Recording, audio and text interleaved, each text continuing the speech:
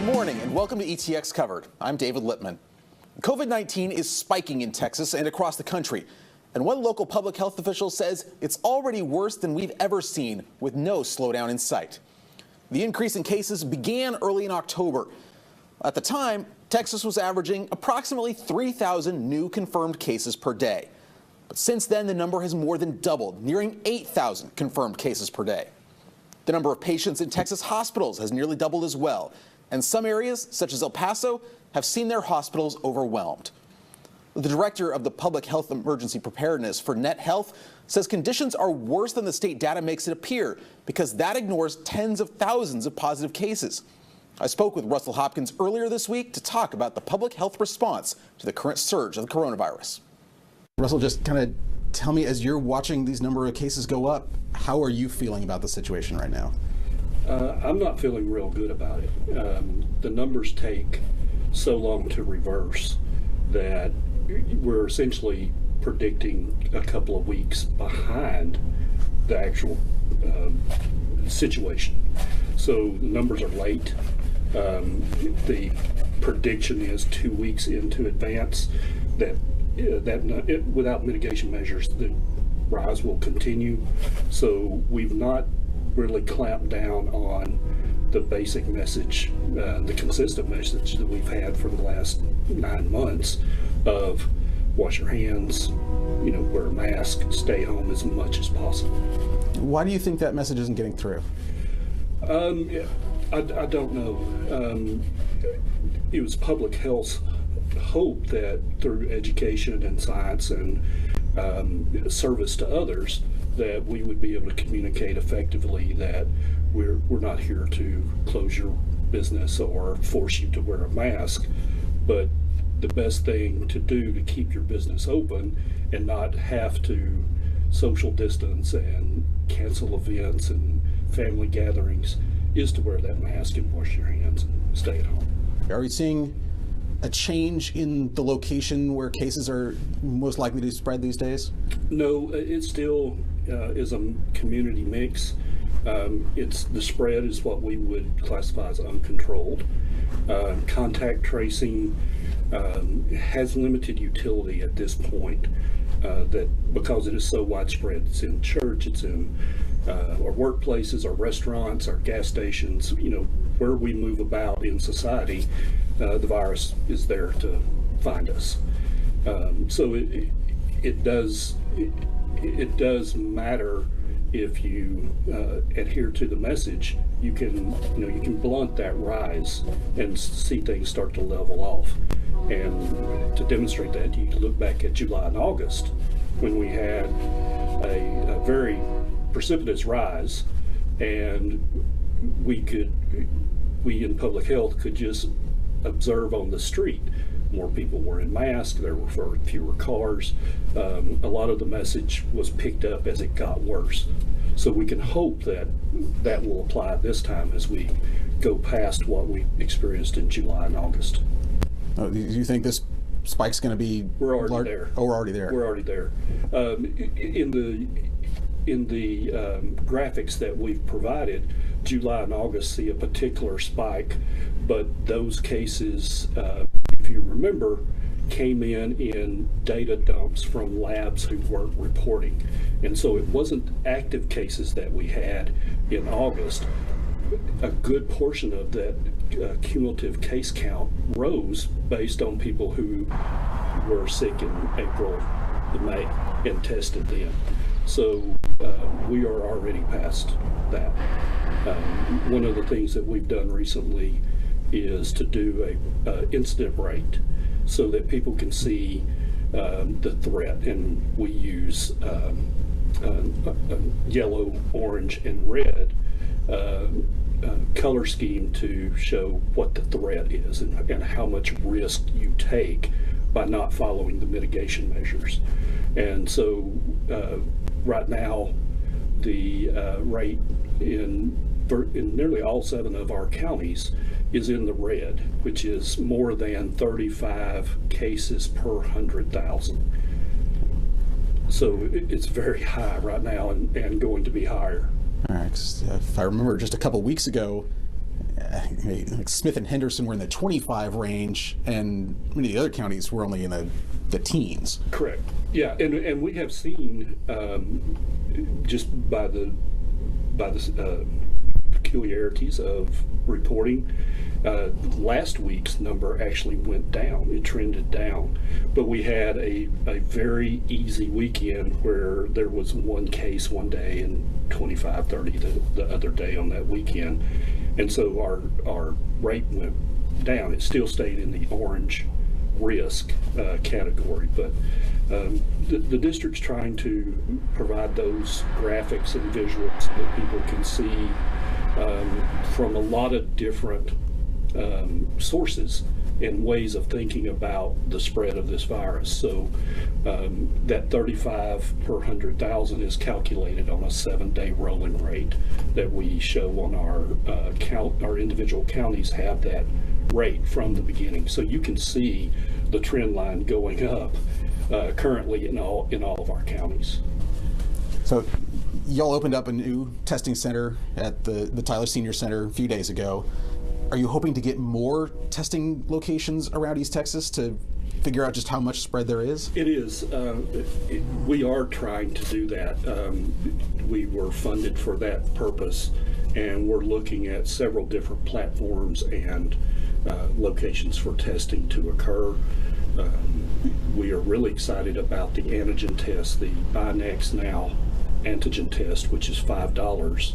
And there's a few of our school districts locally that are using it.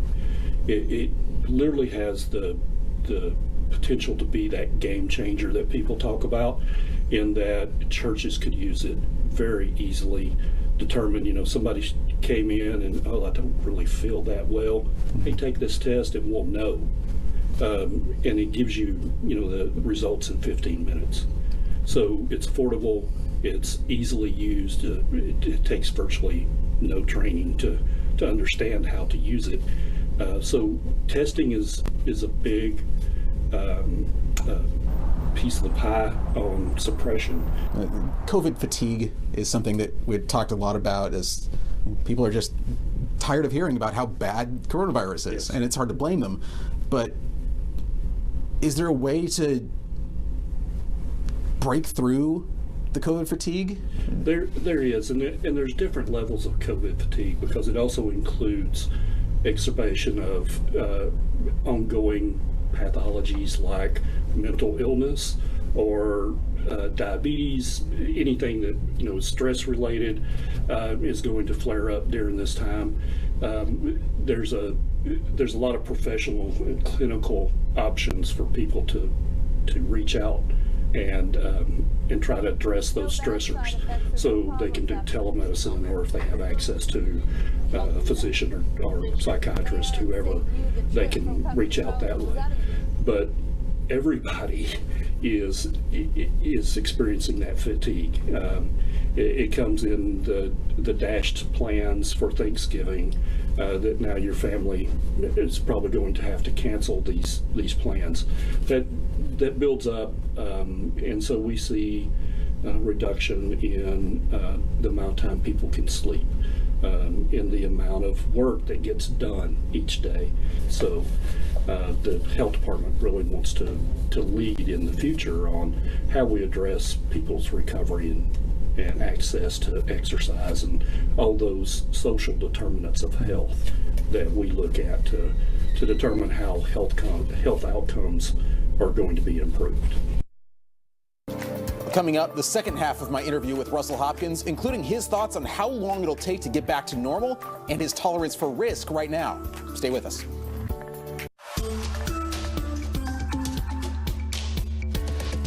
And now here's part 2 of my conversation with Russell Hopkins, the Director of Public Health Emergency Preparedness for NetHealth, about how long we have left in this pandemic environment. We are probably another year and a half. Yeah. We expect that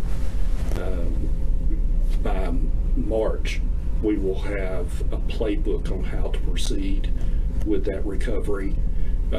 It's going to be heavy in testing, certainly in trying to improve the public health literacy of East Texas. we want people to understand why our case counts have confirmed and probable cases. They're from 2 testing platforms, but they both indicate that you are infected. So those go into our active cases. And again, teaching people how to look at our graphics and understand that whole series of information that we've provided. We didn't early get a good breakthrough on that, and I think it will be imperative for us in the future if we have another outbreak of whatever the next pandemic is. We want people to understand what it means and how they can individually adjust their behavior.